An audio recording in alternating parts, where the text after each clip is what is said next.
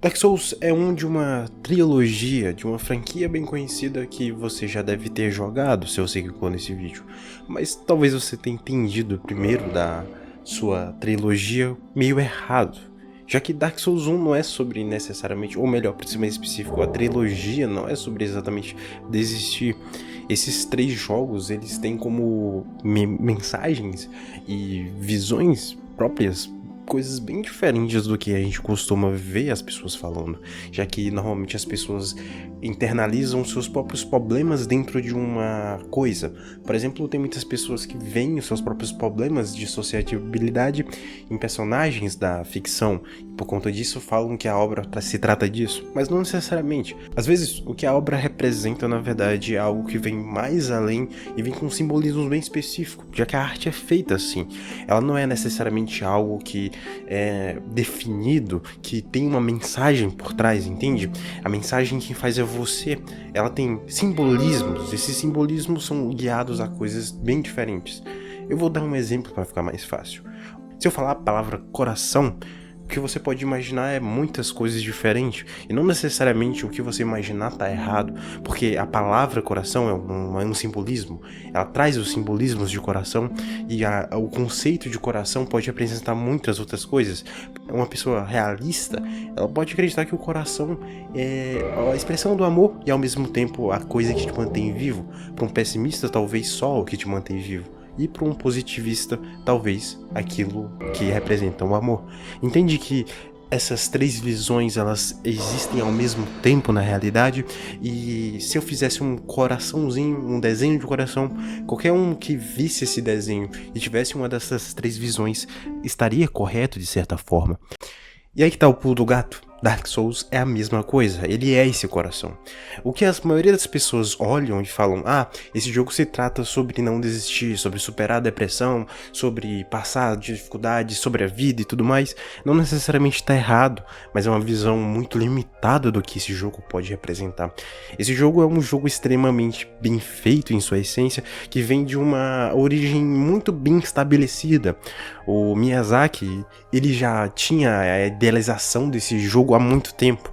Ele fez vários rascunhos há muito tempo. Ele fez Demon Souls antes de Dark Souls, entende? Ele já tinha esse mundo construído há tanto tempo que a quantidade de simbologias que tem dentro do mundo de Dark Souls 1 é impressionante. E eu falo Dark Souls 1 aqui porque Dark Souls é aquele tipo de franquia que, apesar de todos se passarem em um contexto, cada um tem uma coisa diferente pra te dizer. E Dark Souls 1, diferente dos seus irmãos, ele tem uma coisa bem específica, que é, no caso, o fato de tudo ser parado. O mundo em si é parado. Se você compara Dark Souls 1 com Dark Souls 3, fica bem evidente isso que eu tô dizendo. Ou com o 2, pra ser mais específico. O 2 transborda de vida, tem NPCs pra todo lado, tem um sol brilhando, tem uma coisa acontecendo, e não necessariamente isso que acontece no 2, ou por exemplo no 3, que também acontece bastante disso, tá errado exatamente, mas é porque no 1, e não que não aconteça também no 1, mas é porque no 1, tudo que aconteça do mesmo jeito que aconteça nos outros que vêm depois dele, vem com um tom muito parado, muito incrustado, as texturas são velhas, os acabamentos já estão caindo, as coisas já estão rachando. O mundo de Dark Souls parece parado e parece de certa forma até abandonado nessa primeira parte, nesse primeiro jogo da trilogia. Ele parece que há muito tempo deixou de ser quem ele era e agora só os cacos andam por aí. Não é à toa que a gente é um desses cacos, a gente é um dessas coisas que andam por aí. E fica bem aparente que esse mundo destruído é feito propositalmente para ser assim, e tudo já aconteceu, você é apenas um indivíduo que experiencia esse mundo depois de ele ter acontecido. É quase como se fosse um pós-tragédia, entende? É claro que a palavra tragédia aqui vem pra substituir o pós-apocalipse, porque não faz mais sentido, não é como se tivesse um apocalipse aqui, entende? O apocalipse acontece quando o fim das coisas terminam, é o evento final, é o que a gente vê em Dark Souls 3, na verdade, o apocalipse. O que acontece aqui é realmente o pós-tragédia, e eu digo tragédia aqui no sentido bem teatral da palavra, que significa uma história com um final trágico, uma história com um tom extremamente destruído, porque essa história já aconteceu e o final dela foi trágico. E eu acho que isso acontece tudo pela própria influência que Dark Souls vem, que é a influência do Dark Fantasy. O Dark Fantasy tem essa ideia, essa tendência de vir de um mundo que está estagnado em sua própria ignorância, entende? Todas as decisões que levaram aquele mundo a ficar daquele jeito vêm de personagens muito mais grandiosos do que o nosso, que tiveram escolhas erradas, fizeram coisas estúpidas, e a partir disso, dessa estupidez, dessa ignorância, a gente tem que andar em um mundo desolado pela sua própria essência, entende? Por isso que algumas pessoas comparam Dark Souls com a nossa própria realidade. Afinal, a gente vive em um mundo onde aqui os políticos fazem coisas erradas, independente se você tá de esquerda ou de direita, se você torce pro Trump ou não. Qualquer país, qualquer lugar fez uma coisa errada. O fato de a gente endeusar uma parte deles é viver na ignorância. Por isso que as pessoas às vezes tendem a refletir alguma coisa do mundo dentro de Dark Souls, porque a ficção é feita pra isso. E o Dark Fantasy é um gênero que ganha popularidade bem recentemente, logo depois que o globalismo começa a realmente ficar muito forte, ao nível de que tudo deixa de ser o que era antes, ao nível de que o tradicionalismo deixa de existir como essência. Não é à toa que ele é um gênero tão recente, entende? Porque ele fala sobre coisas recentes e como Dark Souls faz parte dessa essência, faz parte dessa ideia, ele vai beber muito disso. E se tem uma coisa que é interessante se comentar sobre essa parada da tragédia, é sobre os Hollows. E o que tem de interessante comentar sobre os Hollows nessa tragédia é o que eles representam. Que, por aquela ideia que eu tinha falado anteriormente sobre Dark Souls ser sobre não desistir, normalmente as pessoas colocam eles como as pessoas que desistiram, se tornaram vazias e perderam para a depressão, por exemplo. O que é uma forma muito bonita de ver isso, mas eu acho que tem uma coisa muito mais verossímil e brutal para se ver nessas criaturas, que é o fato da aparência delas. Se você percebeu, elas têm uma aparência muito esquisita, muito brutal e muito desumanizada. Pelo menos eu não sairia assim na rua, sabe? Mas enfim, o que tem a ver isso com a tragédia? Bom, o que faz uma pessoa ficar desse jeito, ficar desumanizada? Exatamente, uma bomba nuclear.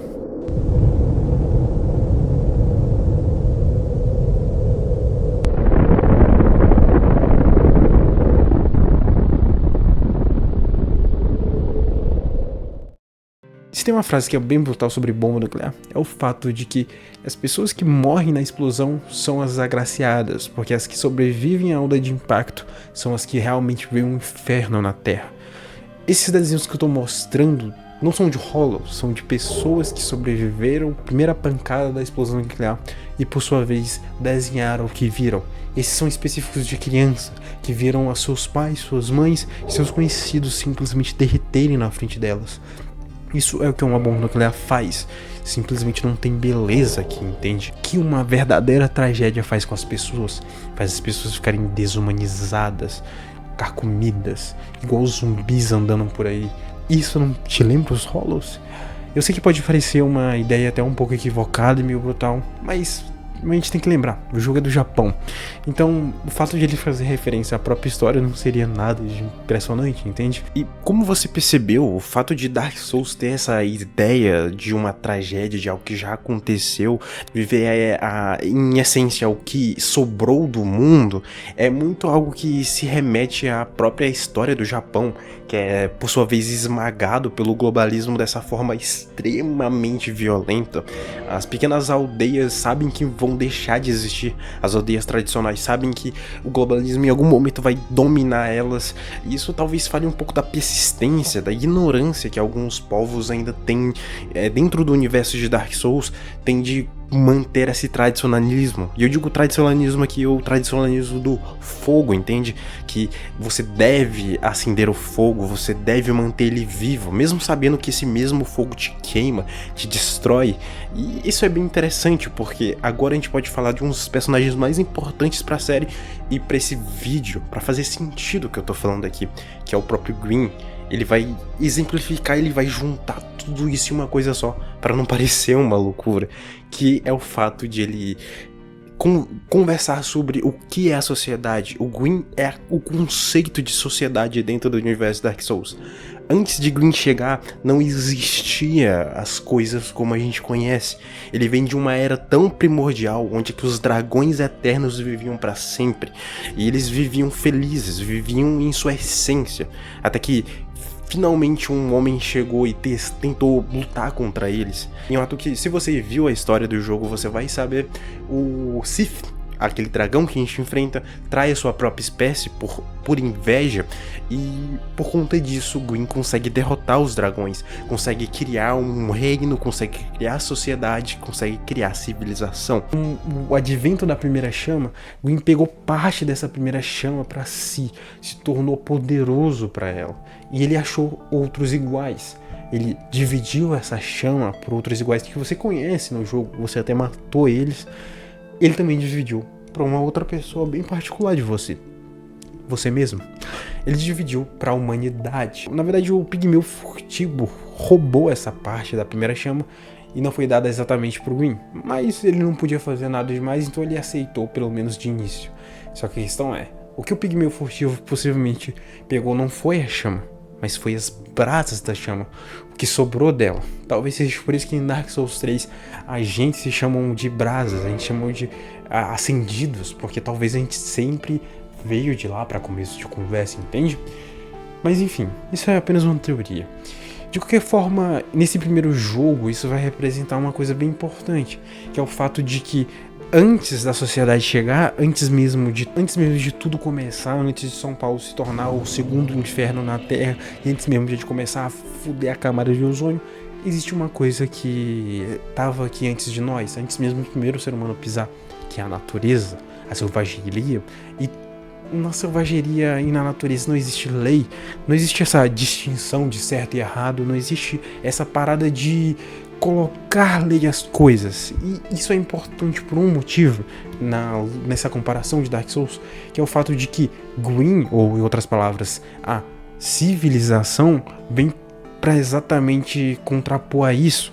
Não existia lei antes da civilização, mas quando a primeira civilização chegou, a lei começou. E aí que tá o pulo do gato.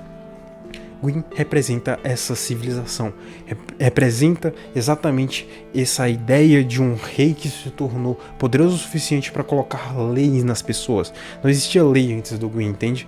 E esse é o pulo do gato. E Dark Souls vai fazer uma pergunta bem pertinente, que outros filósofos já fizeram, que é: será se o humano nasce bom e se torna malvado com a sociedade? Ou ele nasce mal e só se comporta pela sociedade? Dark Souls responde isso de um jeito interessante, que é particularmente também a forma que eu levo pra mim mesmo, que é: o ser humano existe no neutro e a sociedade constrói essas outras duas perguntas, entende? Então o que eu quero dizer é que o ser humano não é bom e nem mal, porque bom e mal não é algo que existe na natureza. Isso é algo que os seres humanos inventaram, ou melhor, a sociedade inventou. E é exatamente o que acontece em Dark Souls. O Gwyn vem como a luz, vem como a primeira chama. E antes da primeira chama não existia morte, não existia vida, não existia escuridão, não existia leis. E o que a sociedade faz pra gente se não colocar leis? Isso fica bem pertinente quando você percebe isso, e percebe como que a humanidade dentro da história de Dark Souls, assim como a nossa humanidade, existe no neutro. A gente não faz parte da luz, a gente não faz parte da escuridão. A gente pode decidir as coisas e como o caminho desse mundo vai percorrer. Qual das duas serpentes estão falando a verdade? Claramente é uma referência àquele mito de uma fala só a verdade, outra fala só a mentira. E você tem que decidir, você tem que ver qual que é a verdadeira. Se a gente vai ficar do lado da escuridão, ou se a gente vai ficar do lado da luz. Ou, em outras palavras, se a gente vai ficar do lado da civilização e da paz coesa, porque a gente só chegou no que a gente chegou por causa da sociedade, ou a gente vai ficar do lado das trevas, que é inevitavelmente a única que vai sobrar, porque a sociedade é antinatural, entende? A gente deveria existir apenas em grupo de 150 pessoas, e atualmente existe lugares como o Rio de Janeiro e São Paulo, tem milhares de pessoas em um só lugar. Entende como isso simplesmente não deveria existir? E o fato disso existir é antinatural. E isso em algum momento vai acabar. A gente é simplesmente uma pequena passagem dentro desse mundo gigantesco. Eu acho que uma das outras coisas também que é importante de se dizer é sobre o próprio ciclo da humanidade, entende? O fato de a gente construir e reconstruir a si mesmo a todo momento. Talvez o ciclo do fogo de acender a primeira chama também esteja falando bastante sobre as cargas sociais que tem na sociedade. A ideia de que a gente tem que manter o sonho das gerações passadas. Eu pretendo fazer um vídeo mais recentemente sobre isso também, mas a gente puxa muito os sonhos dos outros pra nós. Quantas vezes eu já vi uma pessoa falando, eu me tornei advogado por conta que meu pai queria que eu fosse, ou qualquer coisa assim do tipo. Isso é literalmente um ciclo de fazer o que mandam a gente fazer. Não é à toa que nosso personagem, a primeira coisa que ele recebe é o sonho de uma outra pessoa. Isso pode parecer heróico e dualista, mas em nenhum momento a gente questiona isso, entende? A gente em nenhum momento faz isso. E a única forma de fazer esse questionamento é se a gente não acender a primeira chama. Entende como aquilo que eu falei sobre apagar a primeira chama é o final verdadeiro de qualquer forma? Porque não importa quantas vezes você se sacrifique, o fogo vai apagar. O fogo não é eterno. A única coisa que é eterna é a era da escuridão. E a natureza não tem nenhum meteoro ou nenhuma bomba nuclear que consiga parar ela. Até mesmo a explosão de Chernobyl prova isso. Então, talvez a gente em si esteja no fim da nossa era do fogo. Ou talvez a gente esteja vivendo no meio dela. De qualquer forma, a gente só vai descobrir isso com o tempo. E eu espero poder estar aqui para poder experienciar tudo isso com vocês. Mas enfim, eu espero de qualquer forma a nossa era do fogo não acabe de uma forma triste e grotesca. Mas talvez seja inevitável. Talvez a sociedade, o fato de ela se autoalimentar, o fato de ela se autodestruir, assim como a primeira chama te autodestrói, entende? Talvez seja inevitável, talvez o fim seja doloroso, talvez a gente realmente tenha que se jogar no fogo. E é muito louco como quanto mais eu falo, mais tudo faz sentido, entende? A parada de se queimar pelo fogo, a parada de pegar o sonho das outras pessoas, a parada de antes de o Green chegar, as coisas simplesmente não existiam dessa forma, o fato das leis existirem a partir de um trono.